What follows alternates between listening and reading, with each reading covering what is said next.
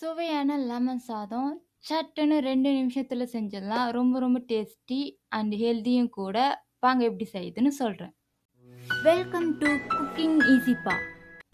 Lemon சாதம் செய்ய பேன்ல ஒரு 3 டேபிள் ஸ்பூன் எண்ணெய் சேர்த்துருங்க. அது கொஞ்சம் சூடாகட்டும். இப்போ நம்ம பச்சை வேர்க்கடலையை சேர்த்துக்கலாம். பச்சை வேர்க்கடல கொஞ்சம் நல்லாவே செவக்கணும். அதுக்கப்புறம் தான் நம்ம மற்ற பொருட்களை சேர்க்கணும். இப்போ கடலை பருப்பு ஒரு ஸ்பூனும் உளுந்து பருப்பு ஒரு ஸ்பூனும் சேர்த்துக்கலாம்.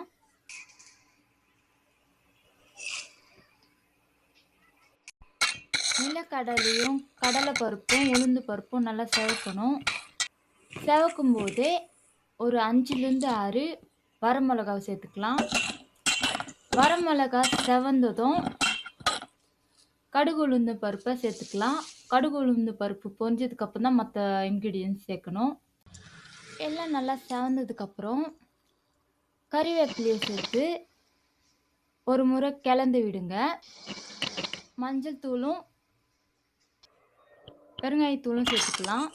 சேர்த்துட்டு ஒரு முறை நல்லா கிளம்பி விட்டுடலாம். நீங்கள் மீடியம் சைஸ் லெமன் எடுக்கிறீங்கனாக்கா 2 லெமனை ஜூஸ் பிழிஞ்சு எடுத்துக்குங்க. பெரிய லெமன் எடுக்கிறீங்கன்னா 1 லெமன் எடுத்தாவே போதுமானது. லெமன் ஜூஸ் சேர்த்ததுக்கப்புறம் ஸ்டவ் ஆஃப் பண்ணிவிடுங்க. சாதத்துக்கு தேவையான அளவு உப்பை சேர்த்துக்குங்க.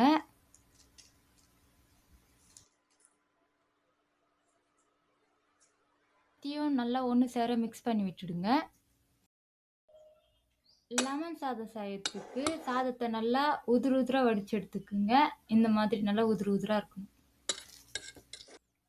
சாதத்தோட நம்ம செஞ்சு வச்சிருக்க லெமன் மிக்ஸையும் சேர்த்துக்கலாங்க. எல்லாத்தையும் கலந்து விட்டுடணும். எல்லாத்தையும் கலந்து விட்டதுக்கப்புறம் சாதத்தை ஒரு 15லேருந்து 20 நிமிஷம் நல்லா இமிடி விட்டதுக்கப்புறம் சாப்பிட்டிங்கன்னா தான் ரொம்ப ரொம்ப சுவையாக இருக்கும் லெமன் சாதம். சுவையான லெமன் சாதம் தயார்.